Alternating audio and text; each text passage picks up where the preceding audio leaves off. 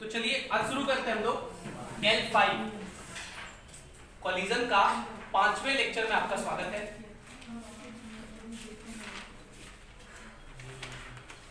और आज हम लोग कॉलिजन में एक बहुत ही स्पेशल चीज पढ़ेंगे, इसका नाम है परफेक्टली इनएलास्टिक कॉलिजन। तो आज का एक डालिए perfectly inelastic collision. Perfectly inelastic collision. तैयार है सब लोग? अब एकदम कोई आवाज नहीं, पेज भी नहीं पलटना है।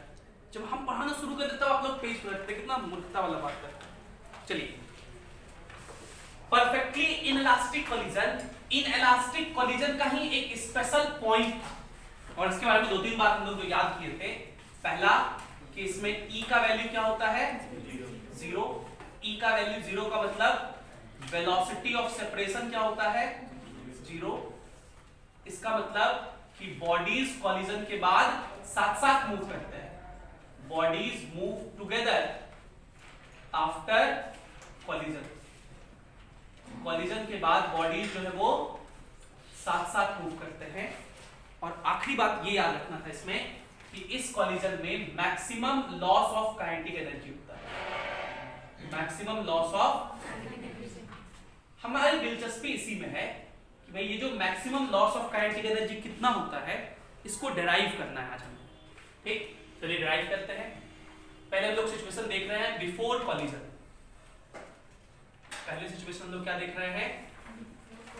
Before collision. तो ये देखिए बिफोर कॉलिजन हम डायग्राम बनाना है। ये एक बॉडी है, इसका मास m1 है।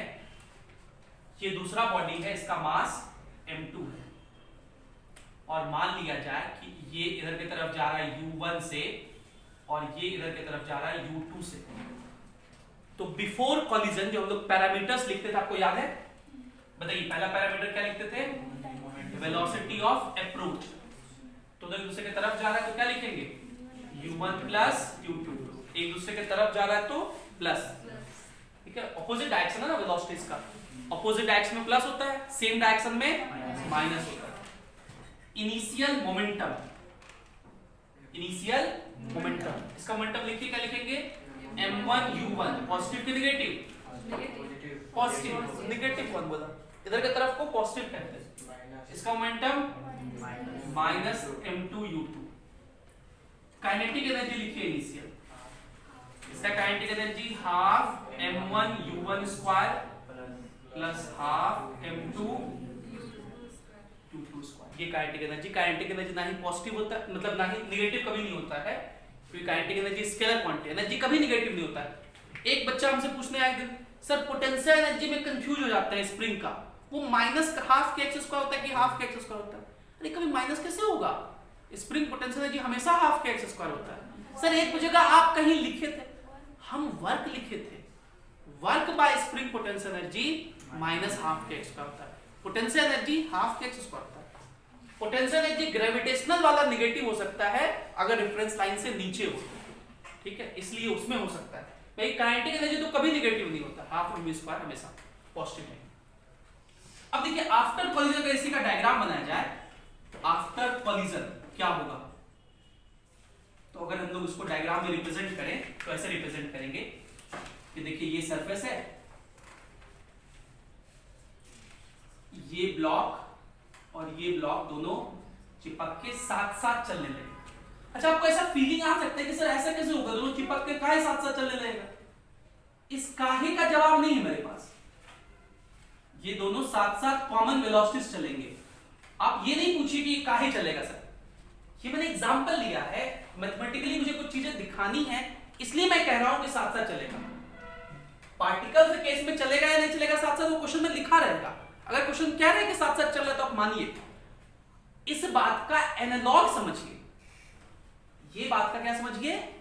एनालॉग, मतलब इसके जैसा बात समझिए। अगर आपको फिजिकली समझना है कि कैसे सर साथ साथ चलेंगे तो आप एक क्लास 9th के बुक में एक बढ़िया डायग्राम था, देखिए कितना लोग मेमोरी में याद रह रहा है।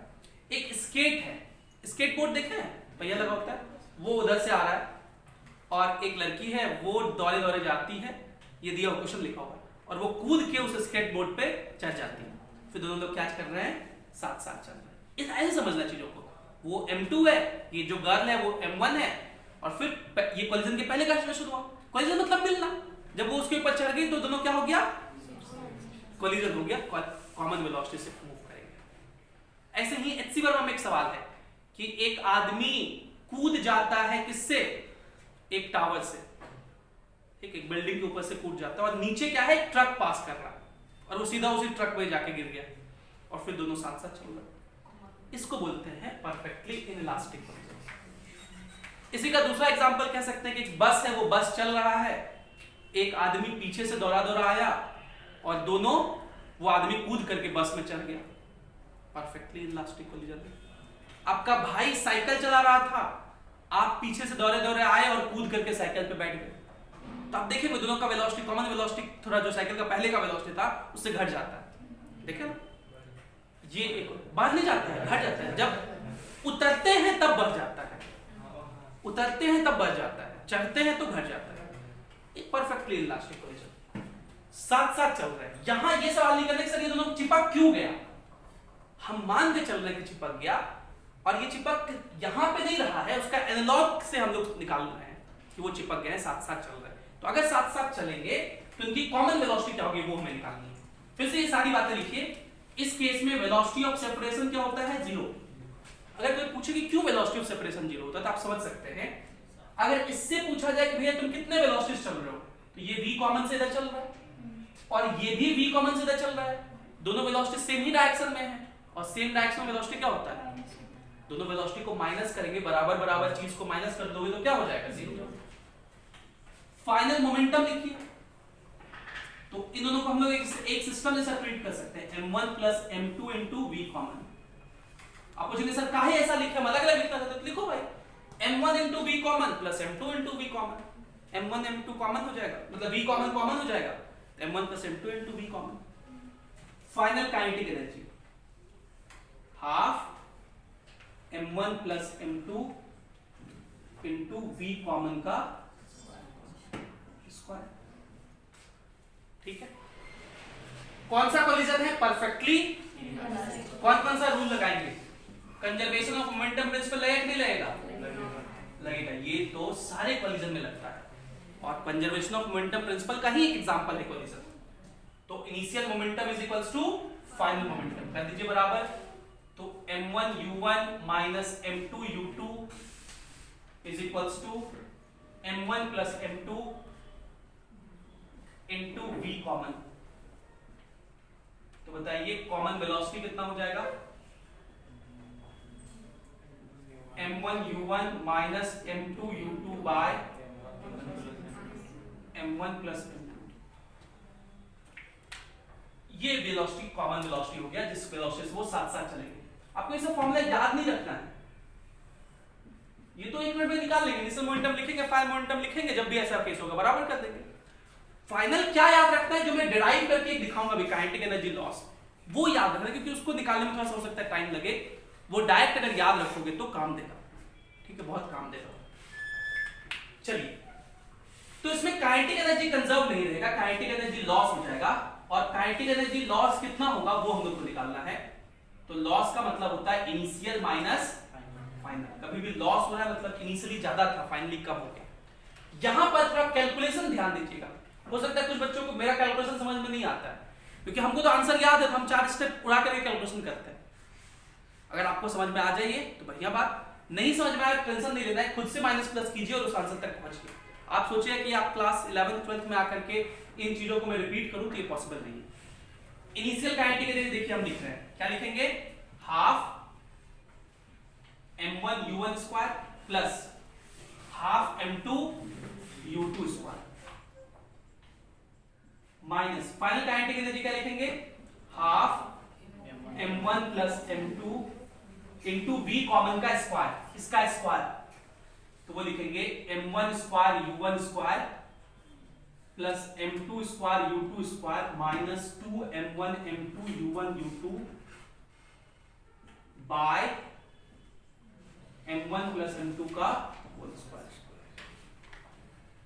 क्योंकि v कॉमन का स्क्वायर था इसलिए इसका स्क्वायर कर दिया, ये वाले टर्म से ये वाला एक टर्म कट गया, दोनों में देखिए हाफ कॉमन है, तो हम यहां पे लिख रहे हैं काइनेटिक एनर्जी लॉस का आगे का हाफ कॉमन है, तो हाफ कॉमन ले लिए, क्या बचा देखिएगा m1 u1 square plus m2 u2 square minus m1 square u1 square plus m2 square u2 square minus 2 m1 m2 u1 u2 by m1 plus m2। ठीक है यहां तक। अब इधर में तो 1 है, तो एलसीएम लेंगे 1 और इसका, तो यही बचेगा, और ये वाला चीज इससे मल्टीप्लाई होगा ना जी। जब m1 इससे मल्टीप्लाई होगा तो क्या बनेगा m1 स्क्वायर u1 स्क्वायर, और m1 जब इससे मल्टीप्लाई होगा तो m1 m2 u2 स्क्वायर, जब m2 इससे मल्टीप्लाई होगा तो m1 m2 u1 स्क्वायर, और जब m2 इससे मल्टीप्लाई होगा तो m2 स्क्वायर u2 स्क्वायर, और ये माइनस ओपन कर दो तो minus m1 square u1 square minus m2 square u2 square minus plus 2 m1 m2 u1 u2 whole divided by m1 plus m2। ठीक है, तो आप देखिए ये जो m1 u1 स्क्वायर उससे ये कट गया, ये इससे ये कट गया, और देखिए m1 m2 सब में दिखेगा, यहां भी यहां भी यहां भी, तो m1 m2 सब में से कॉमन ले लिए, यहां बचा u2 square plus u1 square plus 2 u1 u2 a square plus b square plus 2ab, तो काइनेटिक एनर्जी लॉस कितना हो गया, अब डायरेक्ट लिख दे रहे, देखिए हाफ m1 m2 कॉमन होके बाहर आया था, लिख दिया m1 m2 bye m1 plus m2, और वो लिखा होता है u1 प्लस u2 का होल स्क्वायर, लिखा हुआ है ना। इस टर्म को जो m1 m2 into m1 plus m2 है, इसको शॉर्टकट में म्यू से लिखते हैं, किससे लिखते हैं, और म्यू का नाम दे दिया गया है रिड्यूस्ड मास। क्या नाम दे दिया गया है, टू पार्टिकल सिस्टम का रिड्यूस्ड मास होता है m1 m2 bye m1 plus m2, और ये जो u1 प्लस u2 है, इसको गौर से देखिए, इसी को वेलोसिटी ऑफ अप्रोच कहते हैं। देखिए कितना है ये वेलोसिटी ऑफ अप्रोच। तो फाइनली हम यहां लिख दे रहे हैं, इसका मतलब काइनेटिक एनर्जी लॉस का क्या फॉर्मूला होता है, half into mu into velocity of approach का स्क्वायर। ये फॉर्मूला आगे से सब लोगों को याद रखना है, और इसका डेरिवेशन कहीं पे स्कूल में पूछ देता है, बाकी ये फॉर्मूला सब लोगों को याद रखना है। काइनेटिक एनर्जी लॉस मैक्सिमम होता है इस केस में कितना, half into mu into velocity of approach का स्क्वायर। म्यू क्या है, m1 m2 bye m1 plus m2, जिसको रिड्यूस्ड मास कहते हैं। वेलोसिटी ऑफ अप्रोच चेंज होगा केसेस में, दो तरह से वेलोसिटी ऑफ अप्रोच हो सकता है। देखो अगर ये u1 u2 दोनों अपोजिट डायरेक्शन में है तो वेलोसिटी ऑफ अप्रोच क्या होगा, u1 प्लस u2। अगर दोनों सेम ही डायरेक्शन में चल रहा है तो u1 माइनस u2। अब सेम सवाल को हो सकता है कल को कैलोरीमेट्री में पूछेगा, पूछा है कि देखिए ये 5 किलो का है, ये 20 मीटर पर सेकंड जा रहा है, ये 10 किलो का है, ये इधर जा रहा है 30 मीटर पर सेकंड से, दोनों का परफेक्टली इनइलास्टिक कोलिजन हुआ, और उस कोलिजन के दौरान जो भी काइनेटिक एनर्जी लॉस हो गया वो सारा का सारा एनर्जी हीट के फॉर्म में कन्वर्ट हो गया। किसमें कन्वर्ट हो गया, तो बताइए हीट एनर्जी कितना बना, कितना रिलीज हुआ। तो काइनेटिक एनर्जी निकाल देंगे सर इसका फॉर्मूला पुट करके, हाफ म्यू का फॉर्मूला क्या, m1 m2 बाय रख के पुट करके निकाल देंगे, है ना। ये क्वेश्चन है भी सी वर्मा में है कैलोरीमेट्री में, ठीक, तो उसमें पुट करके निकाल देंगे। क्या बात समझ में आया, परफेक्टली इनइलास्टिक कोलिजन के सवाल उम्मीद कर लेंगे, लिखिए इसको।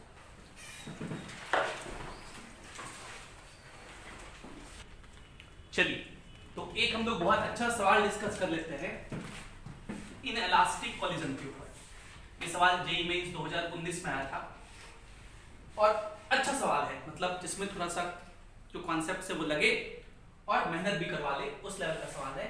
नीट में पूछने का चांस बहुत ज्यादा रहेगा, सेम सवाल सेम वैल्यू दे करके, एक बार अच्छे से देख लीजिए। बाकी जेईई में तो ऐसे सवाल खूब धूमधाम से रिपीट करके पूछे गए हैं। ये 2019 का सवाल है, सेम सवाल 2020 में खूब पूछे गए, मतलब इतना पूछा गया कि कह नहीं सकते, हर पेपर में एक ना एक बार मिल सकता है। नीट के एग्जाम में भी ऐसा हुआ है, एक क्वेश्चन ऐसा ही पूछा गया था। कोलिजन एक ऐसा टॉपिक है ना जिस पे अगर आप थोड़ा सा मेहनत कर लें, बस जितने लेक्चर्स मैंने कराया बस उतना कर दीजिए, तो इसका क्वेश्चन बनेगा एग्जाम में, इस बात की गारंटी है, वो बन जाता है एग्जाम में क्वेश्चन। चलिए ये क्वेश्चन देखते हैं। एक ब्लॉक है, उसका मास m है, वो v वेलोसिटी से चल रहा है। ये दूसरा ब्लॉक है, ये इसका मास m है, ये रुका हुआ है।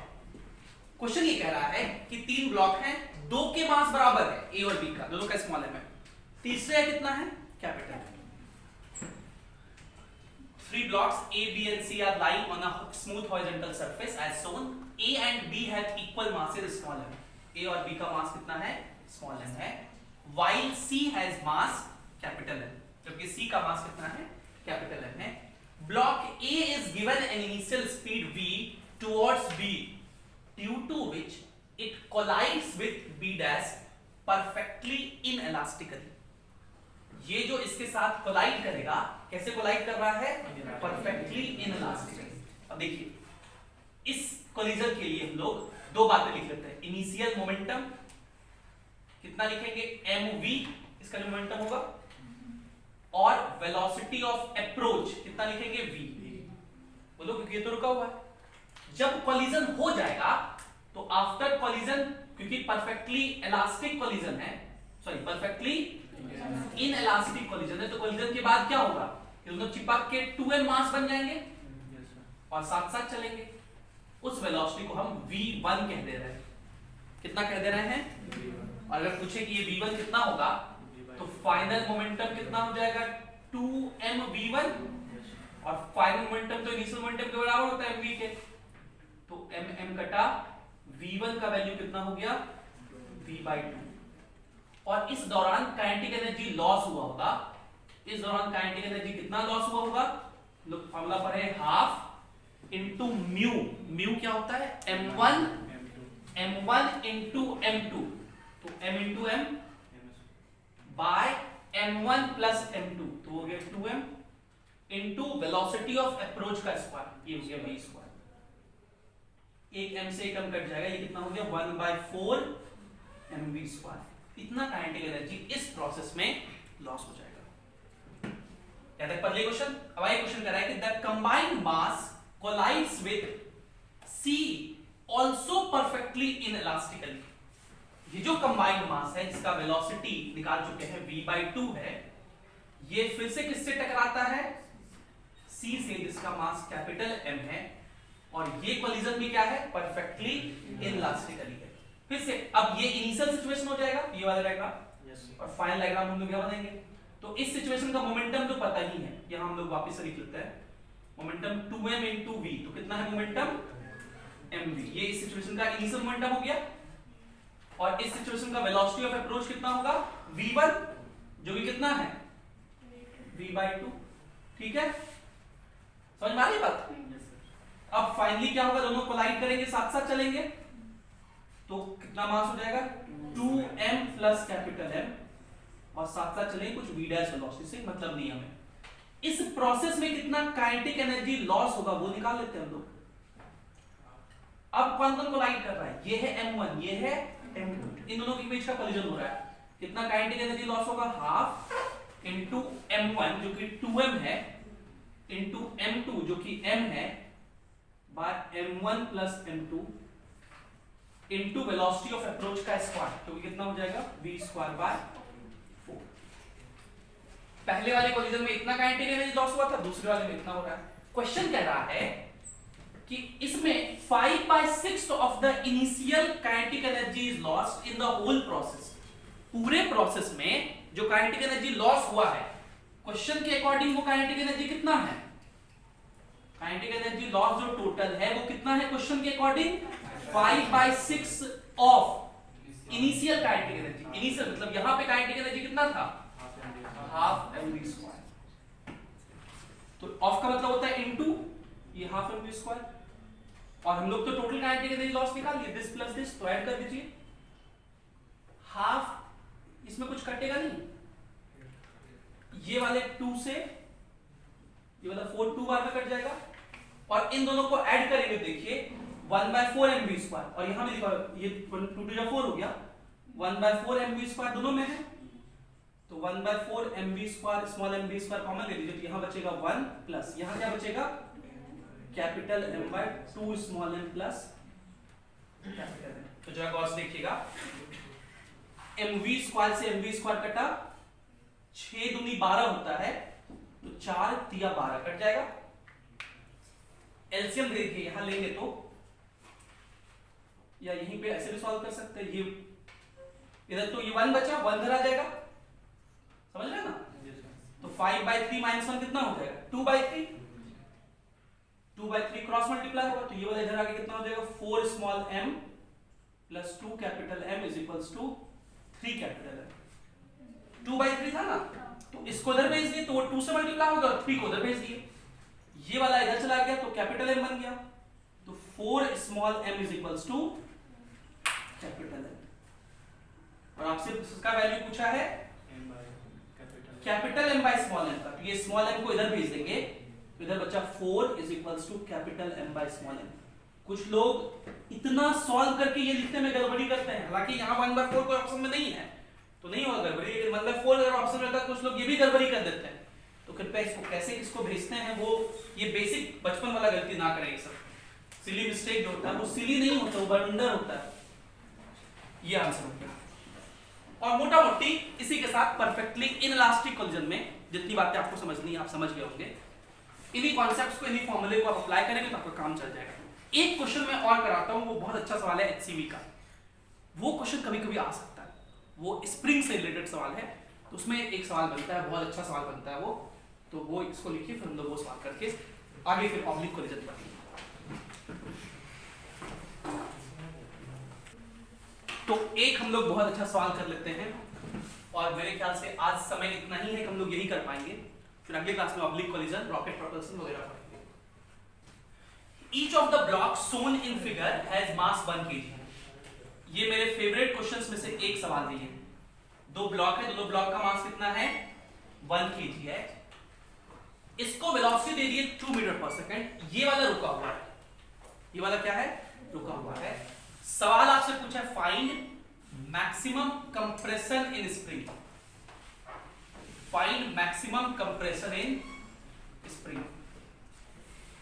ये वाला इससे टकराएगा, तो जब स्प्रिंग में मैक्सिमम कंप्रेशन होगा वो सिचुएशन हमें सोचना है, और वो सिचुएशन सोच लिए तो हमारा काम बन जाएगा।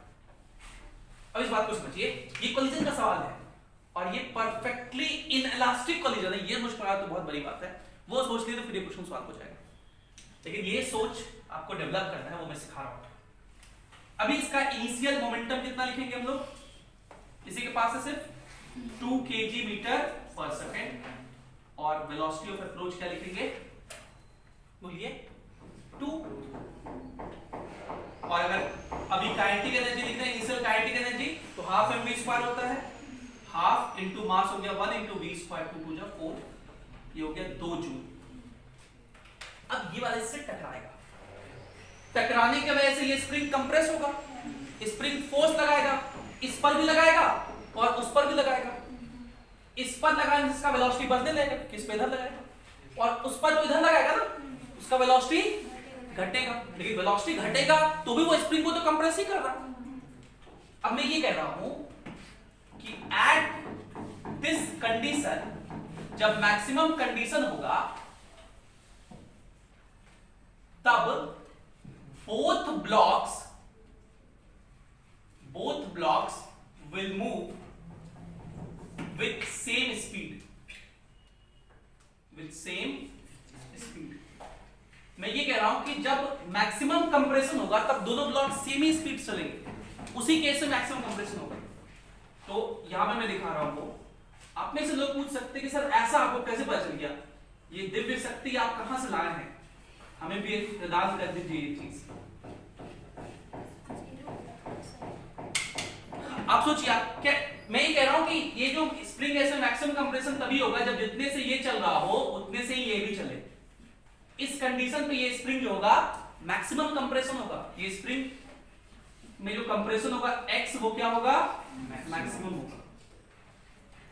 तो मैं कहूंगा आपसे कि देखिए आप दो चीजें सोच सकते हैं, आप मत मानिए मेरी बात कि वेलोसिटीज बराबर होंगे, मत मानिए। तो आप दो चीज मान सकते हैं ना कि सर या तो इसका ज्यादा होगा इसका कम, बोलो। तो अगर इसका ज्यादा है और इसका कम है, इसका वेलोसिटी कम है, इसका वेलोसिटी ज्यादा है, इसका मतलब स्प्रिंग और कंप्रेस होगा, बोलो। तो अगर स्प्रिंग और कंप्रेस होने वाला है तो उस कंप्रेशन को मैक्सिमम थोड़ी कहेंगे, समझिए। मैं ये कह रहा हूं कि मैक्सिमम कंप्रेशन पे दोनों का स्पीड सेम होगा। आप मेरे से डिसएग्री कर सकते हैं, यू हैव राइट। आप ये कह सकते हैं कि नहीं सर ऐसा नहीं होगा, मैक्सिमम कंप्रेशन पर तो इसका वेलोसिटी ज्यादा होगा। अगर इसका वेलोसिटी ज्यादा होता है, इसका वेलोसिटी कम होता है, इसका वेलोसिटी ज्यादा होने से स्प्रिंग तो और कंप्रेस होगा, तो उस कंप्रेशन को मैक्सिमम थोड़ी बोलेंगे। अब तो ये कहना ना कि मैक्सिमम कंप्रेशन पे ये वेलोसिटी ज्यादा होगा। अब क्या बोल रहे हो, ध्यान सुनिएगा। मैक्सिमम कंप्रेशन पे ये वेलोसिटी ज्यादा होगा, ये कैसे हो सकता है? अगर ये ज्यादा हुआ तो स्प्रिंग तो और कंप्रेस होगा, और कंप्रेस होने का मतलब वो मैक्सिमम कंप्रेशन। क्या आप मेरी बात समझ रहे हैं? मतलब मैक्सिमम कंप्रेशन पे इसका वेलोसिटी ज्यादा नहीं कह सकते हम लोग। सर ऐसा नहीं मान सकते कि आगे वाला जीरो होगा। Very good. नहीं, जीरो का है, जीरो तो एक स्पेशल केस हो गया। दूसरा केस ये मान सकते हैं कि ये सर तेजी तेजी से चलेगा, धीरे धीरे, उस समय नहीं हो सकता क्या? उस समय भी नहीं हो सकता, क्योंकि अगर ये तेजी से चलेगा और ये धीरे, तो ये फिर खिंचाएगा, फिर वो कंप्रेशन घटने लगेगा, है ना, फिर वो मैक्सिमम कंप्रेशन नहीं हो सकता। तो मैक्सिमम कंप्रेशन का कंडीशन क्या होता है? दोनों का स्पीड सेम। अब इस बात को याद रखना है कि स्प्रिंग ब्लॉक सिस्टम के केस में मैक्सिमम कंप्रेशन क्या होता है, कब होता है? जब दोनों साथ साथ चले। और अगर दोनों साथ साथ चल रहे तो बताइए कौन सा collision? Perfectly inelastic collision. Perfectly inelastic collision. हालांकि इस क्वेश्चन में पूछा नहीं है कि ये वेलोसिटी कितना होगा जब मैक्सिमम कंप्रेशन होगा, तब ब्लॉक्स का स्पीड कितना होगा। लेकिन अगर पूछता तो पूछता तो निकाल देते, कौन सा बड़ा बात है भाई। फाइनल मोमेंटम लिखते, क्या लिखते हैं? System momentum 1 into v 1 into v 2 into v, बोलो। और उसको इनिशियल मोमेंटम के बराबर कर देते 2 के बराबर, तो v कितना आ जाता? 1 मीटर पर सेकंड। अगर पूछता तो, नहीं पूछा, कोई बात नहीं। आपसे क्या पूछा है? इस स्प्रिंग में कितना मैक्सिमम कंप्रेशन होगा। तो इसको दो तरीके से निकाल सकते हैं। या तो आप फाइनल काइनेटिक एनर्जी में निकाल लो, फिर एनर्जी कंजर्वेशन कर देना, क्योंकि नॉर्मल टेंशन फ्रिक्शन वर्क नहीं कर रहा। वो करके दिखाते हैं। देखिए, फाइनल काइनेटिक एनर्जी लिखो, क्या लिखेंगे? हाफ इंटू हाफ मास लिखेंगे sir 2m into v square 1, तो कितना हो गया? 1 जूल। और यहां पे पोटेंशियल एनर्जी है, बोलिए पोटेंशियल एनर्जी कितना लिखेंगे? Half into k into x max square. Collision में, परफेक्टली इनइलास्टिक कॉलिजन में काइनेटिक एनर्जी कंजर्व नहीं रहता है, नहीं रहता ना। लेकिन मैकेनिकल एनर्जी तो सिस्टम में कंजर्व रह सकता है। काइनेटिक एनर्जी नहीं रहता है, लेकिन मैकेनिकल एनर्जी तो रह सकता है। उसका कंडीशन है, क्या कंडीशन है? Work done by normal tension friction क्या होना चाहिए? अगर ये कंडीशन ओबे होता है तो मैकेनिकल एनर्जी कंजर्व रहता है। अपन मैकेनिकल एनर्जी कंजर्वेशन क्यों लगा सकते हैं? Initial mechanical energy is equals to initial potential energy कितना है? स्प्रिंग के पास तो कुछ है नहीं, जीरो है, तो इनिशियल मैकेनिकल एनर्जी है 2 जूल, और फाइनल कितना है? 1 प्लस ये k का वैल्यू दिया हुआ था 50, तो ये हो जाएगा 25 x मैक्स स्क्वायर। तो 1 प्लस 25 x मैक्स स्क्वायर, ये इधर आ गया 1/25 is equals to x max square. तो रूट कर दें, तो x मैक्स कितना हो जाएगा? 1/5 मीटर, मतलब 20 सेंटीमीटर। 20 सेंटीमीटर हो जाएगा मैक्सिमम कंप्रेशन जो स्प्रिंग में होने वाला है। एक तरीका तो निकालने का ये है, लेकिन इतना करने का जरूरत नहीं था। सेकंड मेथड, इसको एक लाइन में हम लोग आंसर निकाल सकते थे। इसको हम लोग एक लाइन में आंसर निकाल सकते हैं आराम से। पूछिए क्या दिक्कत है, बताइए माजिद। जीरो कैसे हुआ? स्प्रिंग थोड़ी कंप्रेस है इनिशियली, उसके लिए और किसके लिए लिखना है तुमको? ग्रेविटेशनल, तो रेफरेंस यही है, जीरो, ठीक है। लेकिन ये तो लॉन्ग मेथड हुआ, इसमें हम लोग कॉलिजन की बातों का यूज किए, लेकिन इनइलास्टिक कॉलिजन का कोई बात यूज नहीं की। परफेक्टली इनइलास्टिक कॉलिजन का फॉर्मूला वगैरह नहीं यूज किए। अगर हम लोग डायरेक्ट बात करें कि ये तो परफेक्टली इनलास्टिक कोलिजन है ना, और परफेक्टली इनलास्टिक कोलिजन में काइनेटिक एनर्जी लॉस होता है, बोलो, तो वो लॉस होके कहां जाएगा? इसी स्प्रिंग के पोटेंशियल एनर्जी में स्टोर हो जाएगा। वो लॉस होके कहां जाएगा? इसी स्प्रिंग के पोटेंशियल एनर्जी में। तो सेकंड मेथड हम लोग ये कहेंगे कि जो काइनेटिक एनर्जी लॉस हुआ था वही क्या है? पोटेंशियल एनर्जी स्टोर्ड है। और काइनेटिक एनर्जी कितना लॉस होता है? तो हम लोग जानते हैं half into mu into velocity of approach का square, half into mu into velocity of approach का। और काइनेटिक एनर्जी पोटेंशियल एनर्जी कितना स्टोर हुआ होगा? Half into k into, put part करके सॉल्व कर देंगे, आंसर नहीं आ जाएगा। हाफ हाफ कटा, म्यू कितना? m1 इंटू m2 बाय, तो 1 इंटू 1 बाय 1 प्लस 1, तो 1 बाय 2 हो गया म्यू का वैल्यू। ये हाफ हाफ कट चुका है, म्यू का वैल्यू देखिए, इंटू वेलोसिटी ऑफ अप्रोच का स्क्वायर, 2 का स्क्वायर 4, k बचा था, k का वैल्यू 25 इंटू x मैक्स का स्क्वायर। हम कुछ गड़बड़ी किए क्या? k का वैल्यू 25 नहीं, कितना है?